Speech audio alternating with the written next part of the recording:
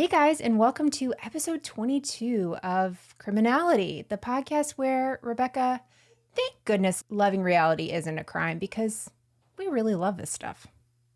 We really do. And it would take away from us watching the crimes happen on reality. I mean, Salt Lake City, anybody? I can't get enough. It's so good. And the amount of recaps I'm listening to, just like the details I've missed that, Ben and Ronnie and the like are talking about, it's incredible. I'm living for this season.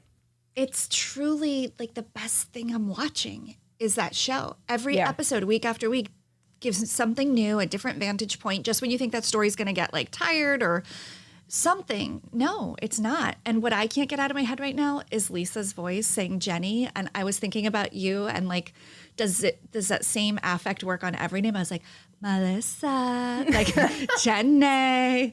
Like I was like, actually really good. Should I creep her out and just start the show like Melissa? And so I've been trying it out on everybody. Hi, baby gorgeous. I've been trying it out on people like in my house and not watching. How are they? So it's just are they weird. Appreciating it? Yeah. No. Well, we both have. Who are you? 3-syllable names. That makes it hard, right? It does. Jenny is perfect for it. And even like Whitney doesn't work the same way. It's like really, maybe it's just for Jenny that she does that. But maybe. I love it. It's so much fun. It's always a good time. I'm excited to talk about the shows we're watching at the end. I'm excited about this entire episode. This is just going to be fun. Oh my gosh, Melissa, me too, because I've figured out, because I'm just so intuitive, with Fiance, that perhaps maybe we just might be talking about 90 Day Fiance. Huh, that doesn't seem like me. I know. And that's, of course, all I know. I know some of our listeners have put in some very specific guesses. I have a feeling they probably know and are right. And they've also dropped some really scary, terrifying clues that I'm just here buckling up and ready when you are. I literally cannot imagine you reading the clues that people were writing in the comments, like where this is going. Well, I'm just glad they're not the clues you picked, because like I'd get flagged on Instagram for posting some of them visually. Very true. There's a reason I went a little more general with this. Mm-hmm. But Rebekah, let's play a game of word association, if you will. Okay. Yeah. So I'm going to give you 3 words, and you tell me what they have in common. 3 words or phrases. All right. First one, terrorism. Second one, poop water. And third, a lock of your mother's hair.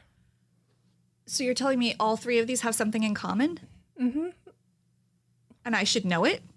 Absolutely not. If you know it, you've got, there's some things. Okay. Yeah. Hit me, because for poop water, all I can think of is black water. But okay, well, that's a throwback. That's a callback. Yeah, there you go. So if you guess serial killer, though, you would probably be wrong, at least for now.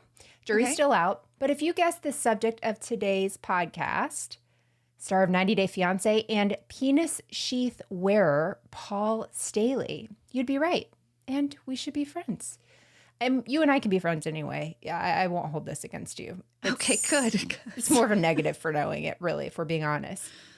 So today we're going to talk about the journey of Paul and a little about the TLC gem of a show. Sorry, I read that wrong. Germ of a show, 90 Day Fiance. So, I haven't shown you his bride. Hang on, let me move. She's not got love in her eyes. No. She is beautiful, but she's not looking at him adoringly.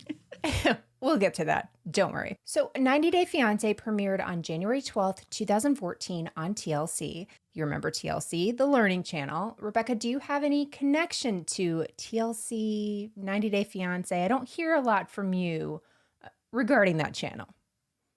No. You know what comes to mind when you say TLC is the baby story. Baby story. I knew you were going to say that. Yeah, my gosh. I actually haven't thought of that show in a really long time, but this will date and age me, but I watched that back when I was pregnant, and my kids are not babies or kids. So yeah, baby story and TLC is like very associated tightly in my brain. It's so funny. I knew you would say that before anything, because that's what I remember. They had the wedding story too, but baby story was one.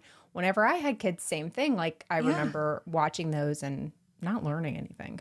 No, I don't know why we watched those. Like, I mean, I don't know. I need to. There wasn't a lot of reality, I think. There wasn't a lot of like people showing their lives and stuff. So maybe that was it. True. I don't know. I just wonder like why Why? I don't know. Never mind. We didn't have on-demand channels. I feel like that really... we were limited. It's true. We didn't have a lot of options. That explains a lot. So TLC is home to shows like Baby Story, My 600-Pound Life, Buying Naked, or a show that premiered last year that feels like a personal attack, which is My Feet Are Killing Me, which was just them fixing things that were wrong with people's feet. So it's just feet that are focused on the entire show. Disgusting. Corns corns would be, we should be so lucky if it was a corn. If it was a corn, it was like a corn that had a corn on a corn and a new foot grew out of it with a corn. That's the kind of issue. Corn spawn. Yeah. Cornutopia. It was horrific. So 90 Day Fiance started as a way to document couples on their journey with a K-1 visa. So if you're not familiar with a K-1 visa, it's also known as the Fiance visa. So you've probably heard of somebody, know of somebody who has had it if you don't know it through the show. Sure. So once a couple's been established and can prove to the U.S. government that they are indeed a couple, they can apply for a K-1 visa. So once they have the K-1 visa, the fiance comes over and they have 90 days from the time they land to get married. So that's a lot of pressure on people. Yeah. Right? So basically, some of these people have only known each other online or whatever, and they have 90 days to plan a wedding, decide this is forever, and go through with it. It's crunch time. That's not a lot of time at all. So 90 Day Fiance, the show, though, has been a huge hit. So much so that when I first found the show, I was actually away with my husband for our anniversary, and a marathon was playing on TLC. And I watched 8 straight hours of 90 Day Fiance. So romantic. I know. It makes me an expert on 90 Day Fiance and marriage. So clearly. So it's been such a moneymaker for TLC, though, that it's launched a million spinoffs. 90 Day Fiance, Where Are They Now? 90 Day Fiance, Happily Ever After, Nobody's Happy. And even 90 Day Fiance, Flavor Flav Finds Love on the High Seas. Okay. It's very specific. The last one is not true, but can you imagine if there was a Flavor Flav? I bought it. I mean, if there's a foot show, there could be that show. Why not? Jeez. Yeah, I know. You were just like, okay, that's specific. Yeah, on the high sea. Okay. Yeah. People love the boat shows. I get it. It tracks. I don't know what I was going through when I wrote that joke, but all dreaming aside, though, 90 Day Fiance has a million spinoffs, but the one we're focusing on today is 90 Day Fiance Before the 90 Days. And so 90 Day Fiance Before the 90 Days is literally before the fiance comes to the U.S. So sometimes it's the couple meeting for the first time in person.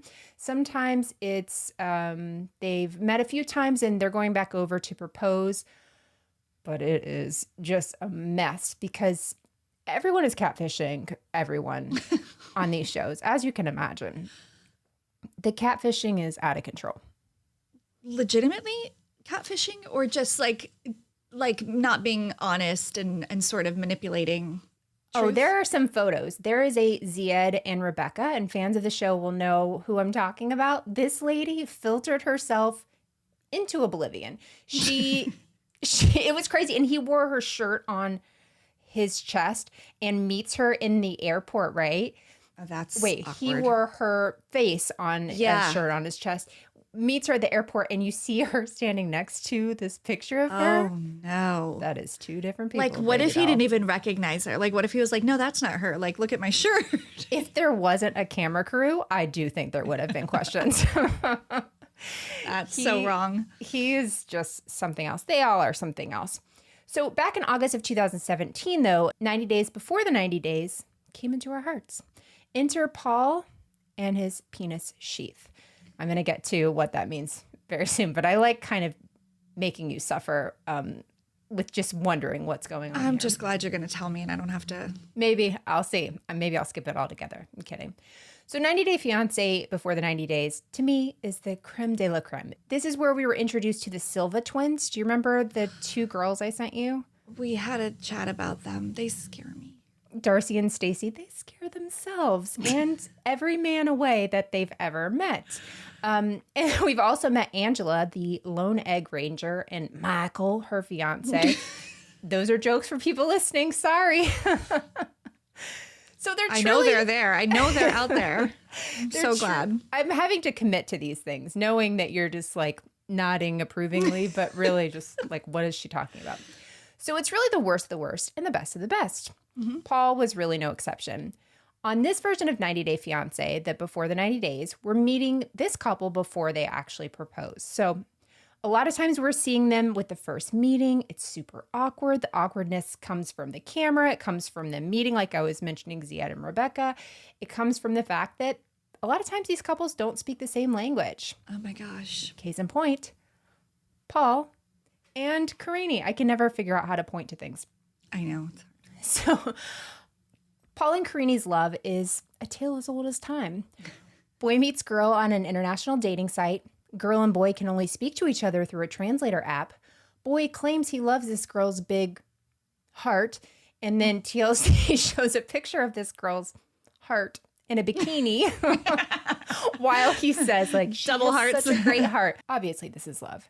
And once this love has been translated clearly enough to get by, boy jumps on a plane to travel internationally to meet his love in Brazil. Paul runs into our lives with mosquito nets and baggage. He sat down with the doctor before he went to Brazil, told him where he was going. They were like, you need all these shots, you need mosquito nets, you need all of these things. And he bought all of them. Hashtag penis sheath. We're getting there. So they jump into love like they jump into the lake, or poop water is what Paul calls it. So, Rebekah, without further ado, I have a video for you to watch. Oh my gosh. I can never unsee that. No, you can't. Thoughts? She looks different than the wedding photo, so yes. I almost think she looks prettier in the video. Yeah. Not important. No. Yeah, I do have thoughts, and I didn't know there was such a thing as like a protective sheath. Penis sheath is what we're calling this. Yes.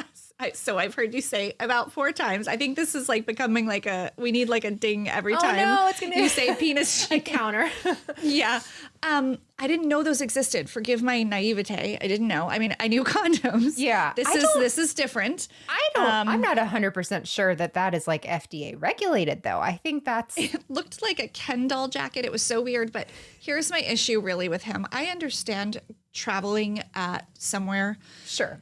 That your system is not used to and taking precautions. Right. There is like a way to do that so you don't sound like such a jerk. Right. And it's so disrespectful. Totally.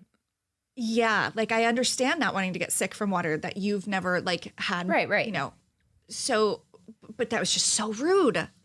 That's part of what happens on this show is it's culture shock both ways. And not Americans typically don't handle it very well, and you see a lot of this nonsense. Yeah, at least she probably didn't know what he was saying. She didn't. When they he was couldn't saying have poop it. Water. The water. Yeah. It was a whole thing. So gross. So this lovely couple, they realize via translator app, of course, that they are meant to be together forever. Even though if this is Where's Waldo, I'm fairly certain Paul couldn't point Karini out if it was just Karini and Waldo, which isn't an insult to her. It's just these two are like obsessed with being in love, but they don't care who that person is that's on the other end, you know? It's just all weird, Rebekah. Wait till you see. I haven't shown you them communicating on the translator app yet. Well, she wanted to take, sorry, I have a question. She wanted him to take something off.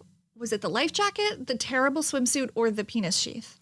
I think it was probably the life jacket, and he wore a bulletproof vest. The other thing, that's the other thing you saw the whole time he was wearing. I forgot until I watched it. I will say later, whenever he visits, he calms down. But that first trip, you've never seen anything like it. It is unreal. Like you just don't think people exist like this. And they do. And it's him. They do. And it's him. And he does all of the things. Like, not just one. All of them. All of them. Okay. Yes. Okay. Now I know who we're dealing with. Yes. Well, let's continue. So back to the story, though. Boy meets girl via translator app. Couple fall in love. But like all good reality TV, there's a twist. Sometimes the twist in these shows is that the person didn't mention that they were broke. Other times it's that the person is only on the show to hawk tea on their Instagram. But the best ones, and the reason for this podcast, is the revelation of a criminal record. Oops. By translator app, of course. The happy couple would be happy for only so long before Paul felt it was finally time to share with his new girlfriend a little about his past. And share he did. And we are going to get into this criminal record after a quick break to hear a word from this week's sponsors. So Paul sits down with Karini in this park in Brazil and starts to share with her about his criminal record via the translator app, of course. So Paul's criminal record and his scrapbook of mugshots began back in 2007 when he was accused of second-degree arson. Remember the fire? What? Mm-hmm. Well, yeah, I've been waiting for the fire, but okay. Yeah. Okay. But more specifically, though, his charge was for, quote, burning personal property to defraud the insurer. Oh, yeah. Classic. AKA, Paul started the fire. It was always burning and he wants insurance. Perfect. Oh, shoot. You know, it happens to the best of us. Mostly the worst. Paul spent 18 months in the clink while awaiting his trial, and he eventually pleads guilty and was given supervised probation in 2014. That's a lot of time, right? Yeah, it is. It is. Having not been, I'm not saying that's right or wrong, but in comparison to other things, like, wow, I was actually surprised by that.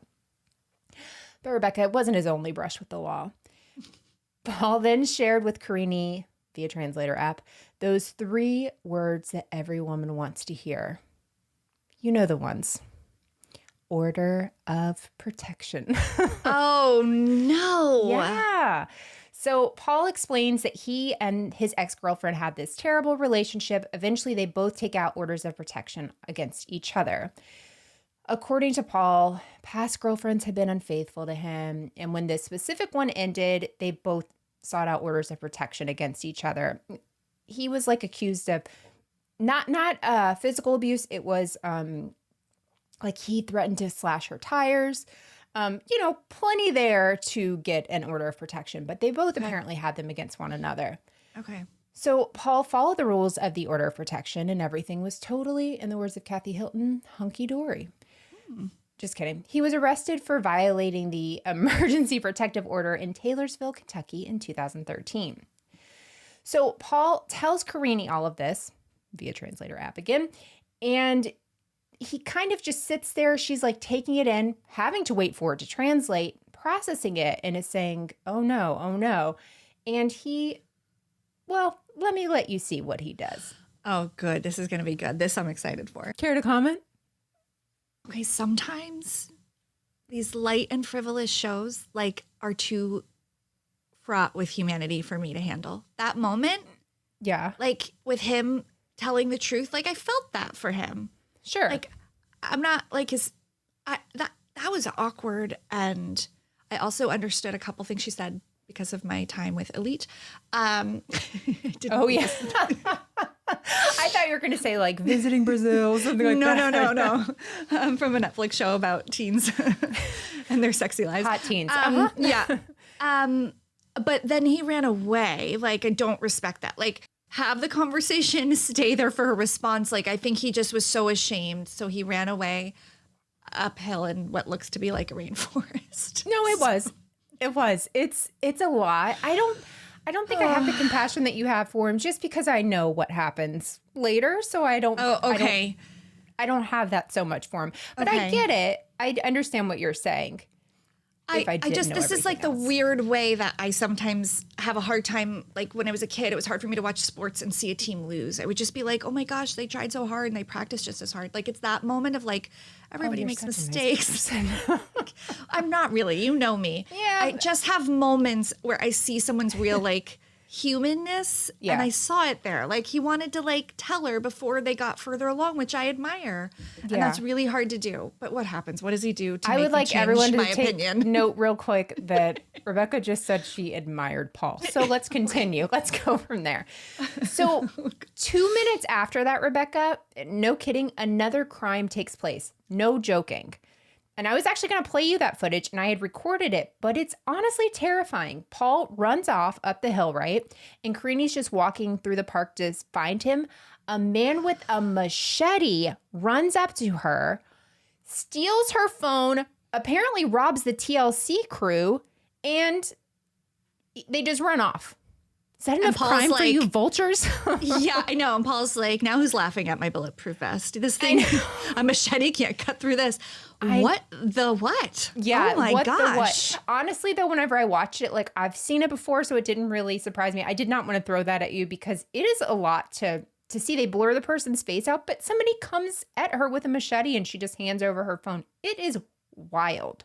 Wild. I can't believe they aired it. Yeah, I can't either. And I don't even know. It was hard for me to find that clip.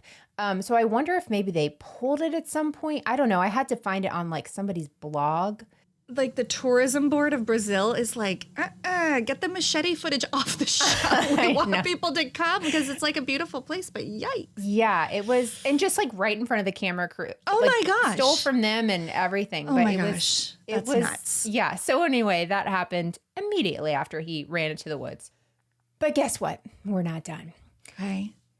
So let's move on to something else. How about Paul asking Karini to marry him? After all, they've known each other like 3 days. Oh. And while these two lovebirds want to plan for their wedding, they first need to tell Karini's parents about this new issue, which is probably not going to be an issue because her dad is just a retired police officer. I'm sure boy. he won't mind. So the couple tell her dad, and they're kind of surprised by it, but very shortly after, he ends up going through with telling them the whole thing and then asking for her hand in marriage. Well, he's asking for her hand in marriage in a way that only Paul could do. Translator app must have been down. Duolingo has not working that day. And this, Rebekah, where is it? This is how he chooses to show Rebekah. We do a lot of things with our hands. We do peace signs. Some people flick people off. How would you tell somebody, ask if you wanted to marry someone's daughter? Would you do... Oh, no. Put the sheath on. No. He's literally saying, can I marry your daughter? When the guy doesn't understand, he does.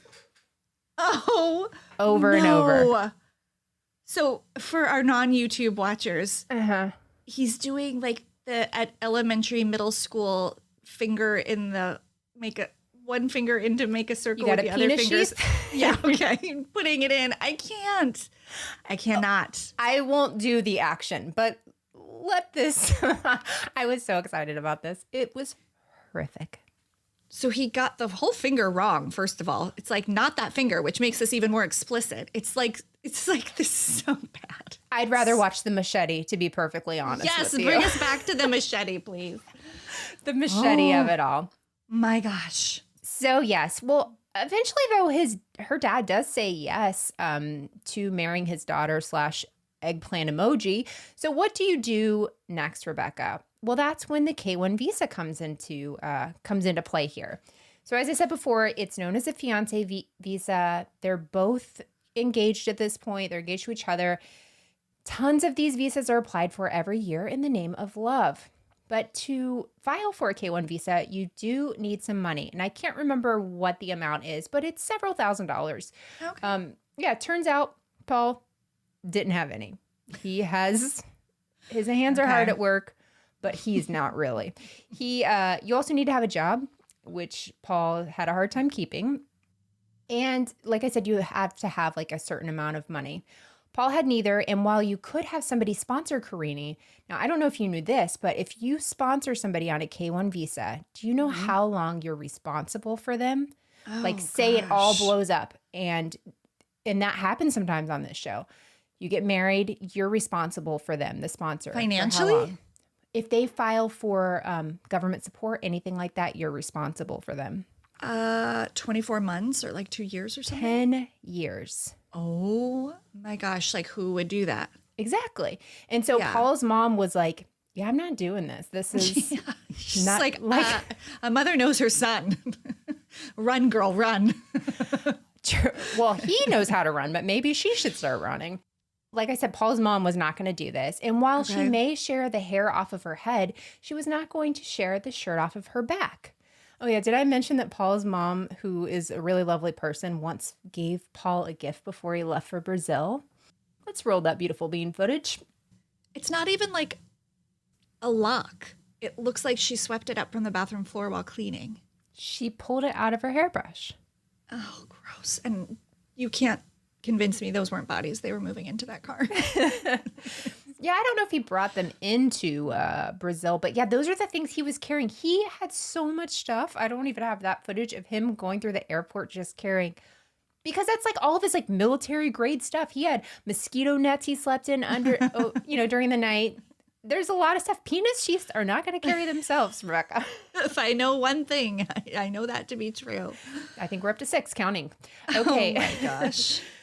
Paul can't get his mom to sponsor. He doesn't have the money. He doesn't have a job. Paul decided that he's going to go back to Brazil and marry Karini there with the intention of applying for a marriage visa. So it's going to be easier for her to come back to the U.S. with him if they're already married. Okay. So cut to the next season of Before the 90 Days. There's been several of these. And Paul does just that. So Paul is in Brazil the next time we see him, and he finds out that this plan of being with Karini and getting married there isn't going to happen. His visa in Brazil is actually denied. Oh. So he has to look into exactly why this has happened. Turns out he gets a letter from the Brazilian government. He reads it, and it says that it was rejected due to crimes of terrorism, genocide, a crime against humanity, and war crimes. Was there a mix-up? And it stated that he had to leave Brazil in 10 days. There was. Or were my instincts right about the trunk? I know, right? He gets an immigration attorney, and it's basically like the records came over from the U.S. It says that it was a terroristic threat for him to, say he was going to slash his girlfriend's tires. It didn't translate into Brazil. They don't have a term for that. So they see terrorism, and they're like, not on my watch, biatch. You are not coming to Brazil. Oh, my gosh. Yeah. Fascinating. He has 10 days to get out of there. But, he's going to have to figure it all out, which is going to cost money and time. Mm-hmm. And it's a lot to carry all these things back and forth, His mom's hair, penis sheaths, the whole thing.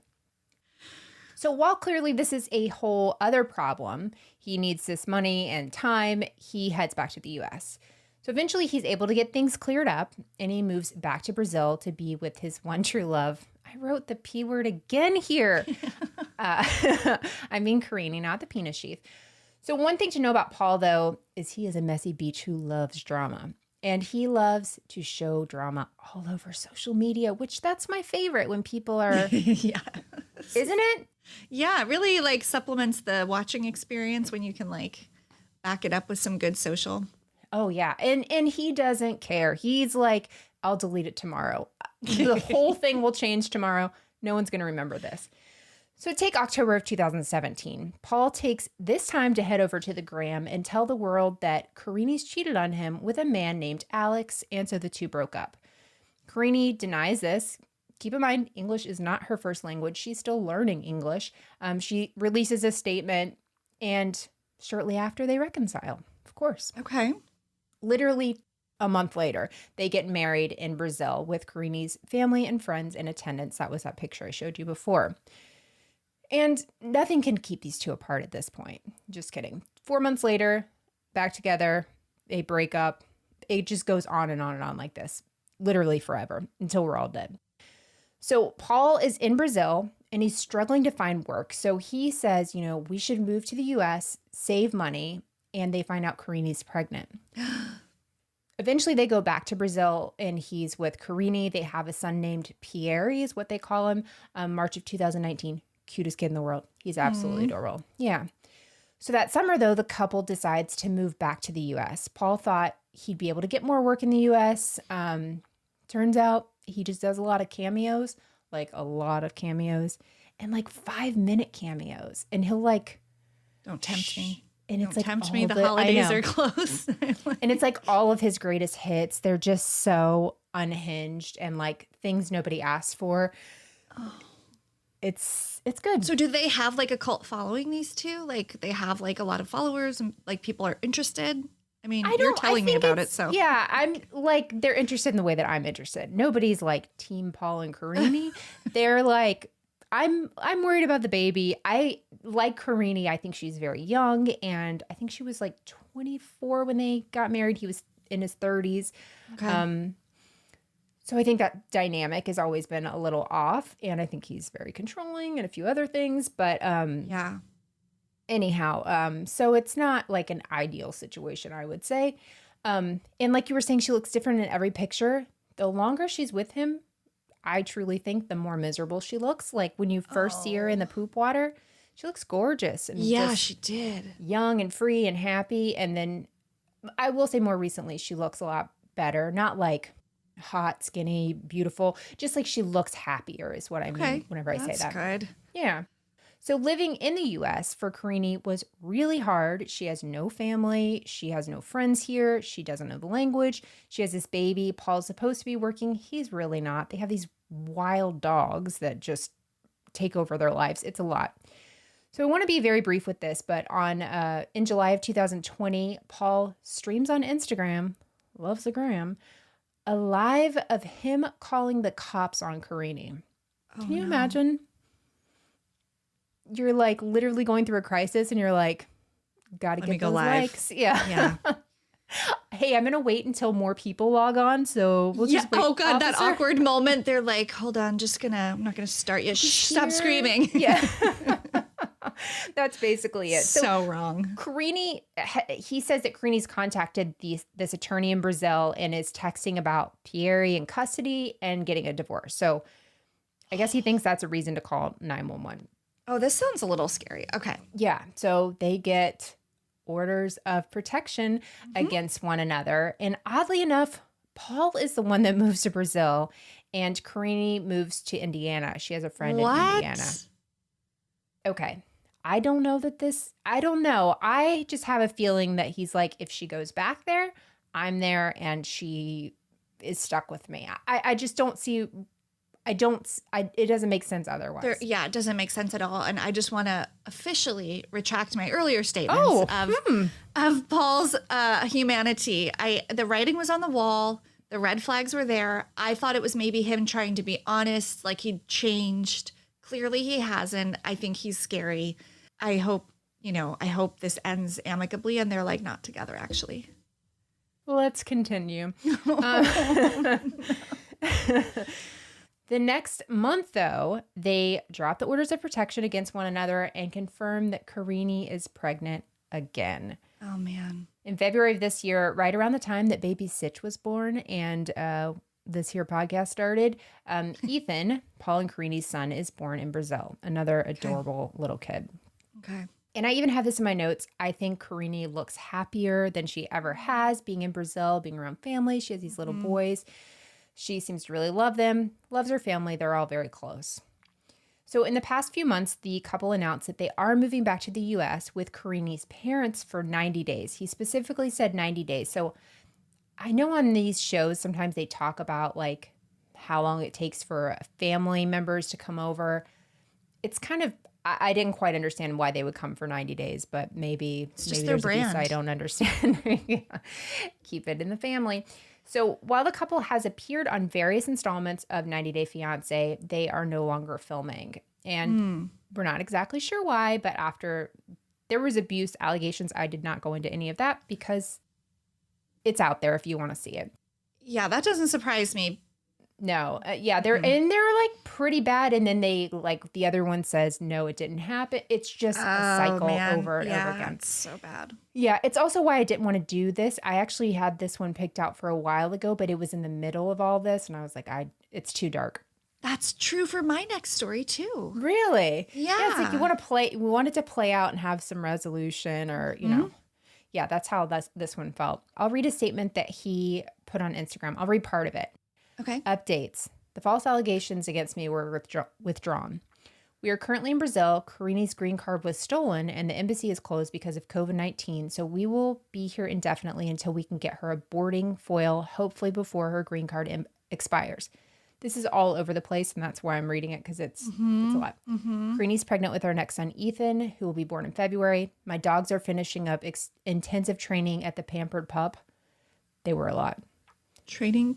Oh, just training. Just yeah, like I was like, for what? Not but just maybe normal eat dog the babies. training. Yeah. Oh Lord. Okay. Yeah, Karini inherited a farm, and we will hopefully be able to start growing something and making it a working farm. And we are hoping my mother will come see the farm. Just a lot of things going on in this statement. Yeah, he's a little erratic, and that's like it's like big talking points and like weird little details. It's a very weird statement. And surprisingly, that statement is no longer there. So I had to find it on a website. He had deleted it.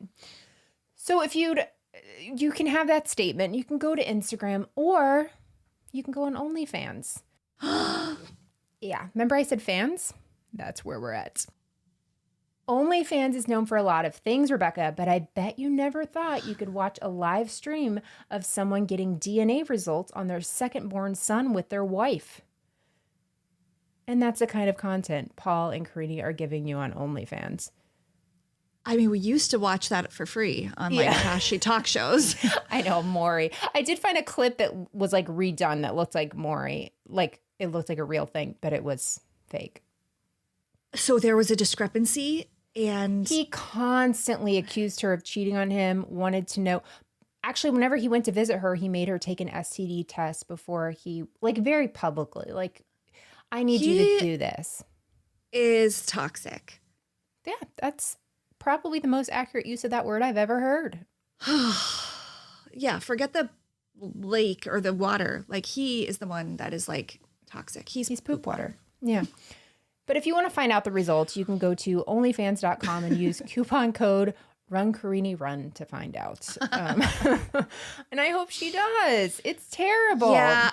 So, I mean, if she's in the video, it feels like, you know, in what way is she consenting to all of this? Like, it sounds like she gets the courage to kind of leave or speak up, and then she goes back to him, and it's making me sad for her. Oh, the whole situation. It's super sad. And there are darker stories on 90 Day Fiance. The Jeffrey guy would not do that. Yeah, his is even worse. He's currently in prison. Yeah. Whoa. So this is a very overview of the situation that's obviously very, very horrible. With interesting facts thrown in there, and it's a character, but like he's a compelling character. I'll give him that.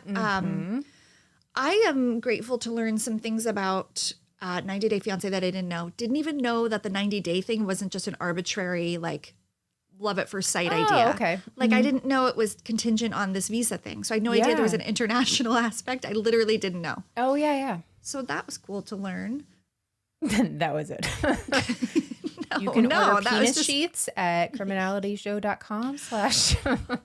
Yeah, how can we bring those into the coming soon merch situation? No, thank you. Wow.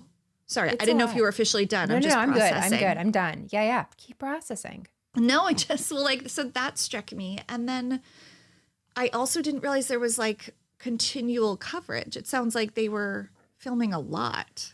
And that's what happens on these shows. I've kind of tapped out a little bit on them. There's a lot of, you'll see before the 90 days, then you'll see the regular. So they'll go from before the 90 days to the regular 90 Day Fiance. And if they're compelling enough, you'll see them on Happily Ever After. There's now one that's like 90 Day Fiance Strikes Back. There's Dating Again. Like half of them are divorced now.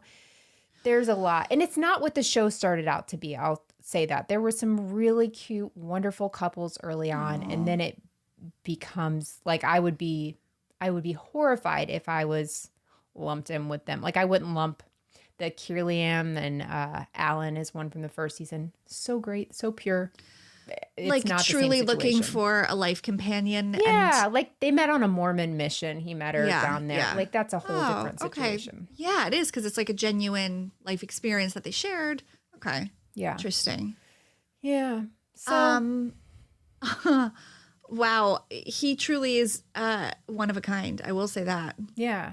And I will say his mom is actually, I think, a very lovely person who really cares about her grandkids, cares about Karini. I think she just can't be taken advantage of by Paul anymore. I think she's gotten him out of a lot of things. And It would be really, really hard if that's your kid, you know? Yeah, I think there's something unhealthy going on there if like she can't let him leave without giving like something with her DNA on it. It's a little weird. Maybe, yeah. But I will say, I don't think that's the whole picture. I think that was such a weird, quirky thing, but because I thought like that lady's insane. And then as I watched her, I'm like, okay, I feel bad for her. I think his dad's never on the show, but his parents are married, so there's something going on. Yeah, you sound like me now talking about Paul at the beginning of the episode about the mom. I know. I do feel bad. You stand Paul's mom. It's fine. Yeah. I don't know. I just saw the creepy dragging the dead body in the hair scene. So yeah. there's a lot there for sure. Rebekah, what is your I see you've got Ja Rule and Billy McFarland. Yeah. So if you say fire, all I can think of is fire fraud. So, okay. So I decided to just hang with my boys. There you go. Yeah, that's all. Okay. I was like, how have I not mentioned that? Sorry. So yeah, that's the story. Yeah, that's the story of Paul and Karini, and hopefully we don't hear any more from them and everything is fine and everybody's in therapy and happy and all that. I don't think that's the case, but this is our Christmas wish. Mm-hmm. Actually, I don't want to waste it on that. He seems resistant to therapy. I don't know why. Just a hunch. I feel like he is. The last thing I'll say about it is not an honest person. I don't think he is. He spins the truth to make it how he wants to. He likes to be controversial. He said one time that she put glass in his Dairy Queen. I don't know. There's been a lot going on. I couldn't fit it all in, but I mean, that is gaslighting. That is, yeah. I hate to get like super true crimey here, but like what those things, like when he's probably trying to make her feel crazy with the STD test and the accusing her of cheating. I mean, that is like that's classic. True. Mm-hmm. Yeah, it's not good. Yeah, no, it's not. So would you like to But it move was on? a really good story. And do you know why? Because like, well, for a lot of reasons, but I liked that there was like no lawsuit. Oh yeah, like, that's true. I it's like a different. It's I usually do too. I have the last several, and I don't know if I did the last several, but it was just really fun. We brought arson back. It was super dark. yes, it's been too long. And let's just make a pact that will be the only story we ever do with a penis sheath. I honestly don't think I can make that pact. Rebekah, what if something comes out on 1,000 Pound Sisters and a penis sheath is involved? Okay, I'll allow penis sheath lawsuits. Can that be the exception? Absolutely. Okay. All right. Oh, that was good. Good job. Thank you. Rebekah, do you want to talk about what shows we're watching? I really do. Okay, it's a weird one, and it's not my normal thing, but my husband and I have been struggling to kind of find a show together. Right. I've been like steeped in reality, and he's been like watching soccer and like whatever sci-fi things he watches. So we found a show. So here's 3 clues. I'm curious what you think. Okay. Let's do so this. the clues will be Netflix, Island, Religion. It is a series, like an episodic limited series. What did I say? Island, Religion, Netflix. I don't think I'm going to get this. Yeah, it's real weird. Catholicism, a priest. Okay. It's called Midnight Mass. It came out a while ago, right? Oh, probably. Maybe last year? No. Oh, September? What is going on in this world? I can't keep up. Well, I feel like it came out around Squid Games. Is that true? It came out around the same time as Squid Games. Yes. Probably. I don't know why I know that, but because you probably are like visualizing them up on the queue or whatever. But so the little blurb says the arrival of a charismatic priest brings miracles, mysteries, and renewed religious fervor to a dying town. It is. It starts like a straight kind of mystery drama, and it does turn a little supernatural, weird. But it doesn't happen until several episodes. So I was invested at that point. Because if those start like that, that's not my kind of show. Right. I will say this was like so well acted and just compelling enough that I kept watching. But my caveat and warning to anyone listening who's curious is I didn't watch the 7th episode. It got really intense in 6 and like gory. That's not my thing. And so my husband watched the 7th and told me about it. But I do think it's worth watching. It's a good story. Basically this priest starts performing miracles on this like tiny little island town, and there's people who believe and people who don't, and how it divides the town. Lots of very like smaller stories within the story. It's really interesting, and it's by the guy, the director who did The House on Haunting Hill or something like that. Yeah. Or House on there's Haunted like a Hill, couple of them. Right. Yes, and like Bly Manor, which also have like a spooky horror kind of thing in a more drama setting. They're hard to explain, but if you liked those, you would like this. And I didn't love those, but I liked this one more. So it's interesting. It's just really, really well acted, I have to say. So it's not like a super hearty endorsement, but like if you're looking for something different, that I don't know, I like it. Try. Okay. So you know what? I was in between two, and yours just pushed me into the same kind of feeling. Yeah. Okay. So my clues are going to be, I got to think of these off the top of my head. Showtime. I got the free trial for this and another show. Okay. Showtime, Christina Ricci, and what is she Juliette in? Lewis. Oh, God. I love them. Mm-hmm. She's from New Jersey, Christina Ricci. Oh. Is it new? It is new. It's, I think, about 5 weeks. I don't know. Yeah. Well, I haven't heard of anything with them in it right now. I saw one preview for this, and I was interested. So I didn't pull up the blurb, but it goes back in time. So it reminds me a little of Cruel Summer with the teenage aspect. So let me get you in. There you go. Sign me up. Say no more. Let's go. Say no more.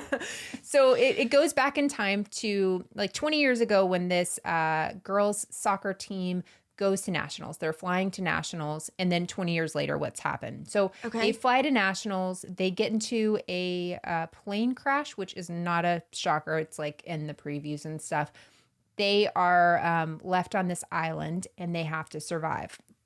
So 20 years ago, 20 years later, people are still asking them as adults, what happened? What did you guys really have to do to survive? Because they were out there like 18 months or something. So just gosh, you got to suspend a lot of belief in this show. Yeah, a little far-fetched. Yeah. Even like already gone off the deep end for me. So I don't know how committed I am, but it's got like a supernatural feel to it. But it's cheesy, but it's fun. I don't know. There's like a lot going on with it. If you like mystery, like Christina Ricci's character is really weird, but they're kind of all being drawn together 20 years later because of something that's going on. So everybody wants to talk to them about the 20th anniversary, and they've all like made a pact to not share everything that happened. And so you're kind of seeing little pieces of it going back and forth in time and stuff. But where I have a hard time is it's like day 2 and they're like, we're all synced up on our periods. And you're like, day 2, first of all. No. And like, nobody's like, I miss home or this is hard. They're like singing songs from the time. It's just a lot of where I'm like, am I just that anxiety ridden that I just could not be chill whatsoever in this situation? And they're at least not at that point. Yeah. Not on day 1. On day 1, they're like, we found a lake, let's swim. And everyone's just so excited. What is it called? It's called, did I not say that? It's called Yellow Jackets. Oh my gosh, I've not heard of it. And it sounds actually like something I will definitely watch. Yeah. Once I saw the teens in it, I was like, Rebekah, this has you written all over it. But it has, I'm just kidding.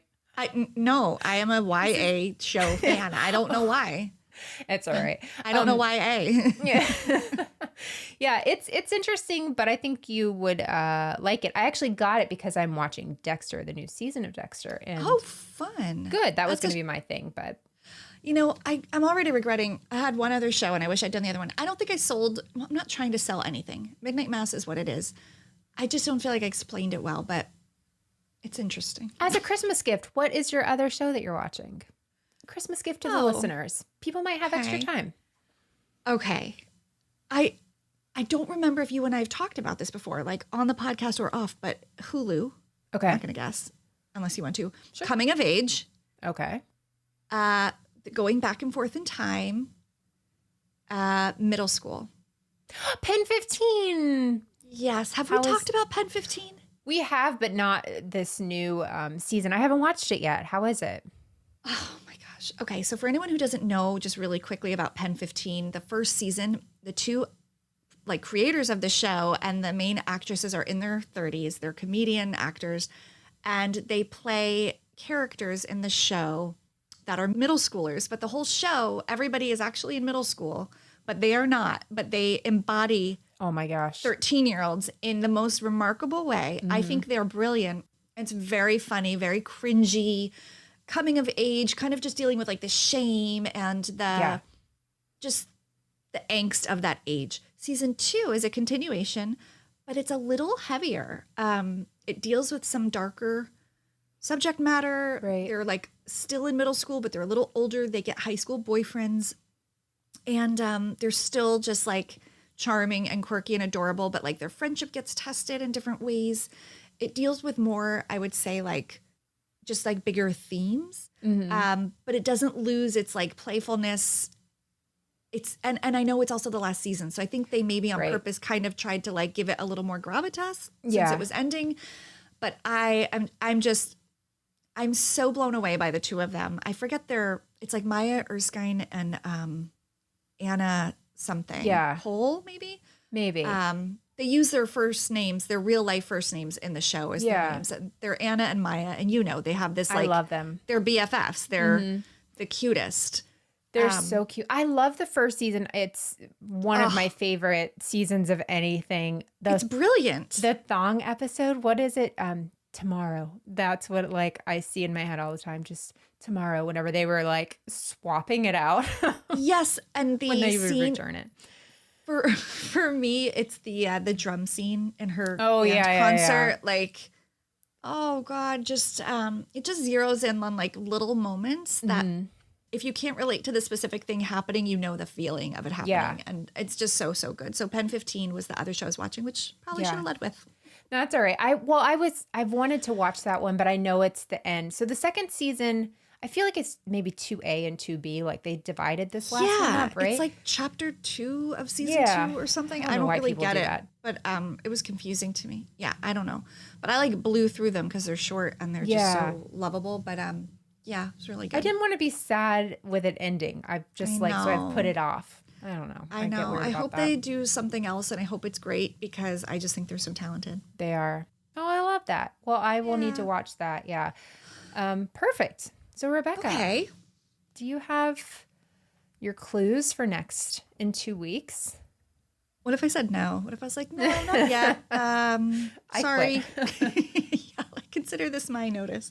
I do. And I do. There's no turning back now. You know the feeling. No, it's you're like, pretty committed. I've been vacillating up till like basically we hit record. Sure. But I'm all in right now. And here are your 3 clues. Okay. Energy drink, fashion, fraud. Okay. I have an idea. Melissa's I brain. will ask you after. Visually, it's like I could see computations in your forehead. Like so much is happening right now. It is. I mean, and nothing at the know? same time. I don't know. I'm going to guess it, but I'll cut it if it's I'll be surprised. Is it OC Angels? No. Do you remember the angel? Okay. No. Right. What is that? Do you know what I'm talking about? On the OC, whenever they had the angel thing, the one lady, I can't remember her name, Tammy Rittenbaum or something. I don't know. Her ex-husband had like an energy drink thing, and it was OC Angels. Like all their kids were part of it. No. I always assumed that was a fraud, so that was No, this is like, I mean, I don't know. I don't know how. I'm excited. I don't think it's super obscure, but I don't think it. Yeah, there's some good people in it and lots of like it's star-studded. Ooh, even better. Yeah. I just gave you like a 4th clue. Yeah, it's pretty star-studded. So okay, it'll be awesome. fun. Awesome. Well, I cannot wait. Let's do this again in 2 weeks. Sounds great. Yeah. If you miss Rebekah during the week, which you should, she has her show Dialogue out every Wednesday, new episodes. Yeah. And same goes for Melissa, except Tuesdays. And her show is called Moms and Murder. And I think major holiday will have happened in between now and then. So Merry Christmas to everybody celebrating. Hope everybody had a happy Hanukkah who celebrated that. And we'll see you on December 30th. So we'll ring in the new year together with our next story. Yay. Have a great 2 weeks.